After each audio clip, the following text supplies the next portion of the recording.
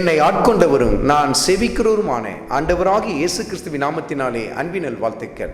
கிறிஸ்து இயேசுவுக்குள் மிகவும் பிரியமான அன்பு சகோதர சகோதரிகளே, அப்போஸ்தலர் நடபடிக்கையின் புத்தகத்தில் 16வது அதிகாரத்தில் 25வது வசனத்தை குறித்து கொண்டு தியானித்து பாருங்கள்.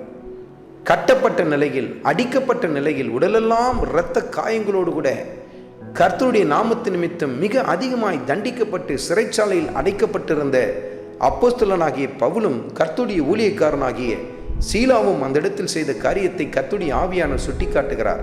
நடு ராத்திரியிலே அவர்கள் தேவனை துதித்து பாடினார்கள் என்று சொல்லி எழுதப்பட்டிருக்கிறதை கவனித்து பாருங்கள். அது மாத்திரமல்ல, அவர்கள் துதித்து பாடினதை காவலில் இருந்த அத்தனை பேரும் கேட்டுக்கொண்டிருந்தார்கள் என்று சொல்லி கர்த்தருடைய ஆவியானவர் சுட்டி காட்டுகிறார். அருமையான மகனே, அருமையான மகளே, இன்றைக்கு நம்மை சுற்றி தேவனை அறியாத ஒரு திரள் கூட்டம் காணப்பட்டு கொண்டிருக்கிறது. நாம் என்ன செய்கிறோம், நம்முடைய வாழ்க்கையில் நாம் சந்திக்கிற பிரச்சனைகள் நடுவிலே நாம் எப்படிப்பட்டவர்களாய் செயல்படுகிறோம் என்பதை அவர்கள் கவனித்து பார்த்து கொண்டிருக்கிறார்கள். சற்று நிதானித்து பாருங்கள். அந்த இடத்திலே அப்போஸ்தலனாகிய பவுலும் கர்த்தருடைய ஊழியக்காரனாகிய சீலாவும் அந்த இடத்தில் கர்த்தரை துதிக்கும் பொழுது மற்ற கைதிகள் என்ன நினைத்திருப்பார்கள்? நாம் எப்படிப்பட்ட கஷ்டத்தை அனுபவிக்கிறோமோ அதே கஷ்டத்தை தான் இவங்களும் அனுபவிக்கிறாங்க.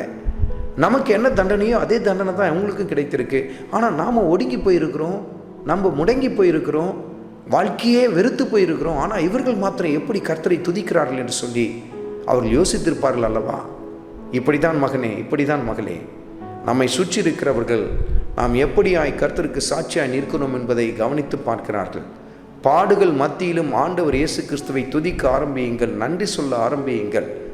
அதை சுற்றி கவனித்து கொண்டிருக்கிற புறஜாதிகள் ஆண்டவர் இயேசு கிறிஸ்துவின் அன்பினால் தொடப்பட ஆரம்பிப்பார்கள், அசைக்கப்பட ஆரம்பிப்பார்கள். அவர்களும் அவருடைய அன்பை உணர்ந்து கொள்ள ஆரம்பிப்பார்கள்.